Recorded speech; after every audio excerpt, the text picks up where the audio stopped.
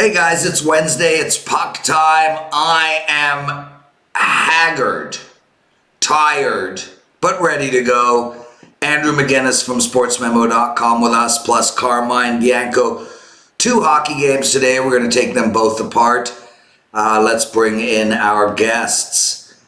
Carm, how are you, my friend? I was up all frickin' night.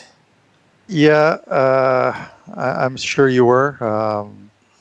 I'm doing good. I'm a couple guys just actually tweeted out to us that our show yesterday gave them a 5-0 in one day of winners, of which I retweeted to the guy that he had a much better day than I did. It was one of those things where sometimes things go bad. I had the under 6 in the Vancouver-Detroit game. It was 1-0 late into the second period, and then Vancouver scored 5 goals in the third period, including, I think, an empty netter. Edler from, I think it was or Horvath, I don't know who it was. He scored from his own face-off circle. Hat-trick. Hat-trick goal into an empty net, just floated it right in. Great for him, bad for me. Those things happen, unfortunately. And Winnipeg was completely dominated by the LA Kings last night, something I didn't see coming. But I think, Prez, you talked about this Winnipeg offense and their inability to score goals at times. So, yeah, I was on Winnipeg -1.5 last night, plus 180. And that was a great bet for the sports books. Check out my bags. Look at my this. I'm embarrassed. Couldn't even do my hair today. What's up, little boy? Andrew the kid. What's up, guys? It's been pretty good so far in the NHL. Coming off an interesting night. I was on a good side of what Carm was talking about there. I had the Canucks in the money line plus 110. So that outburst in the third period really helped me out. And I had the over with the Predators game, and they put that one over themselves, scoring 6 goals. So that was nice. But I also had the Edmonton Oilers, guys. So I won't just talk about my winners. I had the Oilers, and they didn't even score a goal. They lost 3-0 to the Minnesota Wild. So a 2-1 night in the NHL, I'll take that any day. And you're rolling right now in hockey, brother. You're seeing it completely. What's your record? Currently, right now, streaks for me are 10-5 my last 15 and 20-13 my last 33. So I told you, Prez, at the start when you and I were doing the videos together, it was just 500 to start. It was 1 win here, 1 loss here, 1 win, and now we're steadily hitting 60%. So I have a coupon code or a deal going right now for $49 at my page for 7 days of picks. Every single NHL pick, one 5% play is $40. You can get all of my NHL picks for 7 days for just $49. Yeah, and you just head over to sportsmemo.com. No coupon code required. Boys, let's get to it. Ottawa at home against Detroit. And Ottawa's favored here at -130. We have a total of 6. And, I was on Dallas -1.5 against Ottawa 2 nights ago. Dallas should have won the game, probably 15-0. They hit 5 goalposts, missed empty net shots for 3 straight minutes, and then Ottawa scored with a minute to go in the game. This Ottawa team is just completely out of sorts. Their puck possession is a complete disaster. They can't hold on to the puck at all. All the goals they're getting are, dirty Tim Kerr style, Dave Anderchak style goals. Get the puck to the net and crash hard. I don't think I could ever bet Ottawa as a favorite at all. But they do have Detroit tonight, and these 2 teams are really bad. I don't know what to do here. Alex, Andrew, I'll go to you first. Any thoughts on a play here? Prez, no side play for me in this one. I'm just going to look over the total. I actually had the somewhat privileged to see these 2 teams play last year. It wasn't really 2 great teams, but it's always great to go to a game. And when I saw them play, the first instinct was it's not 2 great teams, but it's 2 sloppy teams that go end to end that play pretty fast. And Detroit right now, whether or not they're winning or losing, they're allowing goals. I mean, they allowed 5 to Vancouver last night. Just a few nights ago, it was 5 to Calgary. Then it was 5 to Toronto. they're allowing goals left and right here, guys. And same with this Ottawa team. I mean, a lot of their games recently have either been, really high scoring or it just hasn't gone over because they haven't been the ones doing the scoring. I mean, for Detroit, 5 of their last 6 versus an Atlantic Division opponent have gone over. And for Ottawa, 4 of their last 6 versus an Atlantic Division opponent. So, we've got a couple injuries, just really minor ones. We got Colin White out of the lineup and for Ottawa and Adam Ernie out for Detroit. But these teams can score, and I'm going to go over 6 here. A lot of times, guys, we've seen 6.5 as totals in Ottawa games this season. So I'm going to take these two pretty bad teams and just go over the total of 6. Yeah, so Carm, before I get to you, I just want to talk to Andrew about that. These teams can score. Quote from the kid. So Detroit, in their last few games, they put up 2 against Vancouver, 1 against Edmonton, 1 against Calgary, 1 against Vancouver. Yeah, but listen to who they played 2 against Toronto, 1 against Anaheim. You're making my point right now. Look at who they played against: Calgary, Edmonton. Well, Edmonton, Calgary, and Toronto are some kind of defensive juggernaut. Well, they've been good teams so far this year. When 2 bad teams play each other, to me, that equals over. If they could be playing the Tampa Bay Lightning, I might not say it. They could be playing a great team, but when you say 2 crappy teams, 2 shitty teams playing each other, it's going to be a sloppy hockey Listen, game. Andrew, I agree with you in that regard. Like, I think we see it in football as well. We see it in basketball. You're right. When 2 bad teams play against each other, when 2 teams that struggle to score play against each other, technically it is a better bet to take the over. I just can't seem to do it in this game. I mean, I just told you how anemic Detroit's offense is. I get it. You look at Ottawa, and they put up 1 against Dallas, 2 against Arizona, 2 against the Vegas Knights, 0 against Minnesota. Carmine, where do we go in this game? Well, a couple things, and I want to talk about quickly about our leading to the show when Andrew talked about talking about losers as much as talking about winners. And this is the great thing about this show. We don't come on this show. There are other ones out there. Well, all they talk about is all the winners they've had. When we lose, we talk about our losses, and that's great. Getting to this game, I understand both your points. You look at a team like, let's say, Ottawa, when they go on the road and they're playing a team like Vegas, who can score goals. They play a little bit better defensively. Yes, I get that. And this is a game now. They're home, and they're playing. This is 2 bad teams. They've got 4 wins between them. So it's an opportunity to score some goals, you would think, try and get 3 points and win. But you look at also their last 10 games. You have to go back to April 3rd of 2017 to find a game where these 2 teams, that was 10 games ago, scored more than 6 goals. It's been littered with 2-1s, 3-2s, 2-0s. But I'll also say the versions of those Ottawa and Detroit teams were much better than what we're going to see tonight. These are 2 bad teams tonight. Yeah. So there's a point to what Andrew is talking about where 2 bad teams could go up and down the ice and score goals. This game is a total pass for me. Detroit played last night. In a sense, they burnt me, but it was Vancouver scoring the 5 goals. But I just think these are 2 bad teams, and I can't make a case for taking a dog like Detroit on the back-to-back, and I can't make a case for a team like Ottawa coming home off a Western road trip where they went winless, and they've lost 4 in a row. So for me, it's a complete pass. I think the other game is probably the marquee game of the night. Well, it is the marquee game of the night. Oh, my God. I would never have thought Sidney Crosby against Steve Stamkos could be a marquee matchup when up against who knows what and why knows who on the Detroit-Ottawa game.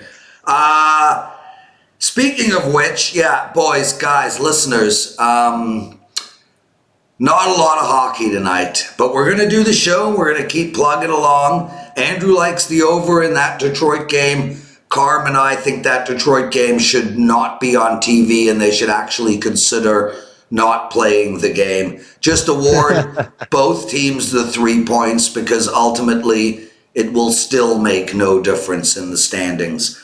When there's rioting in soccer in Europe, teams are sometimes forced to play in closed stadiums where no fans are allowed. There's a good case for making this game in Ottawa a closed arena stadium where fans just aren't allowed in. I think you're actually doing them a favor by allowing them to spend some quality time with their families. There are people. Here's a good example.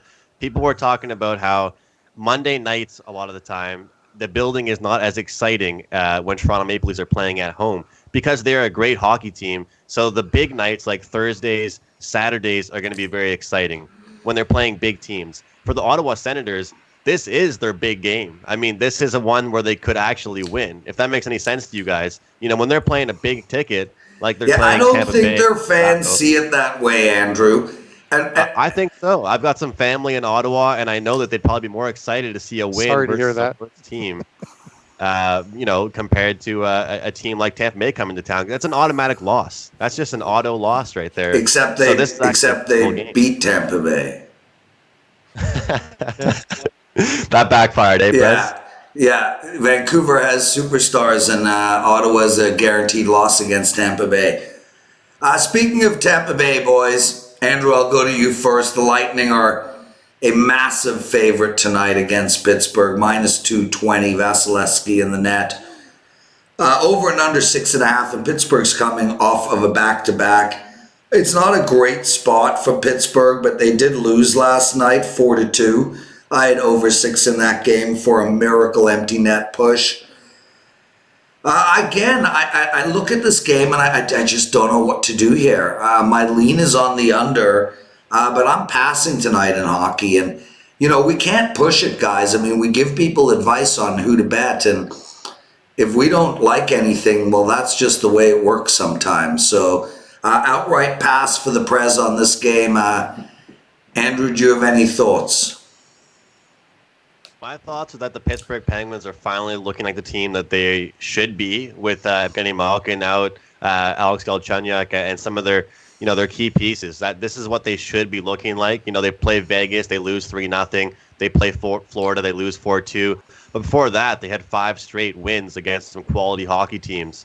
And I'll admit that I lost a few times fading against the Pittsburgh Penguins. But now they played 2 pretty good hockey teams back to back. And they did not put a good performance up. And Tampa Bay is still that hot team. So they're coming off a loss against Colorado, and they didn't just lose. They lost 6-2, and they were pretty big favorites in that one. So I think that they're going to come here rested, ready to go. They've had a few days off. This might be the obvious play here, but I'm going with the puck line play. I got plus 115 on this one. I believe Tristan Jarry is in nets for Pittsburgh, so that kind of helps my case even more. Vasilevsky's been playing out of his mind. And Pittsburgh 1-7 their last 8 games versus the Eastern Conference. No brainer for me here. Tampa Bay on the puck line. Yeah, and it's funny because that's probably the only bet I can come up with. But Tampa Bay, I mean, they're not lighting it up either. They just lost 6-2 to Colorado, 4-3 to Boston. They lost to Ottawa. They won 4-3 to Boston in a shootout. This is not the Tampa Bay team we saw last year. It might become that as the season progresses, and maybe they're pacing themselves because of what happened in that first round of the playoffs. But I don't want to play against Pittsburgh after a loss and then hope that a team wins by 2 goals. Carm? I have to disagree with you here. Much like what Andrew talked about. We see NHL teams when one of their stars goes down, and we see it in other sports as it sort of transcends what I'm about to say, is that a team picks it up. They play well the first few games, and then they sort of revert to where they should be with the injuries in place. You've got Galchenyuk and Malkin, 2 guys who are the number 2 line, part of the number 2 line there, out of the lineup. And now they're starting to do what was expected of them. They got dominated by a Vegas team, which was an emotional game for Fleury back in Pittsburgh, and they dropped the first one to Florida. And now it's a back-to-back, and they're going to Tampa, who we just mentioned. They're off a 6-2 loss to Colorado. Now I understand Colorado's a good team, and you can look at it that was the first game back for Tampa off a 6-game road trip, and teams coming back off long road trips, typically, and you wouldn't expect it from Tampa, have a bad first game. So there's a lot that is sort of sending everything in one direction, which is why the line is probably at minus 210, where with Galchenyuk and Malkin in the lineup, it'd probably be about 30 cents lower, I would think. I actually think this could be a blowout game tonight, where we finally see some of the Tampa scoring, and they reverse what we saw the other night, where they lost 6-2, and they could easily put up a 6-2 result tonight and beat Pittsburgh.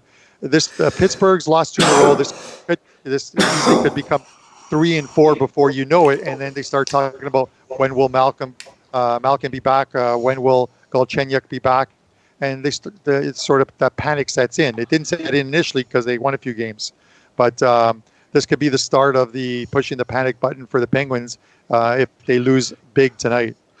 Ultimately, I think great teams know how to bounce back, not just off a short, a close game loss after getting pummeled. The Patriots know how to bounce back whenever they lose. The Golden State Warriors knew how to do it when they did. The Golden State Warriors knew how to do it. Boston Red Sox, Yankees, Astros, teams like that, Nationals. Now, point being is it's not just a loss to them. They take it seriously. They take it to heart. It's not just like it's Carm, for me. Different for me. If it was a 4-3 loss versus Colorado, loss against Colorado. No, and I get it. And if you look back at last season with Tampa Bay, and let's forget about the playoffs for a second, because it only lasted 4 games, and they were swept by Columbus. But last season at home, Tampa Bay, only once did they lose 2 games in a row, and that happened in February. The second game was a 1-0, I think, or 1-0 loss to the St. Louis Blues. And at that time, we're in the midst of a 13 or 14 game run where they won 13 or 14 in a row, as they picked up that momentum onto the playoffs and obviously winning the Stanley Cup.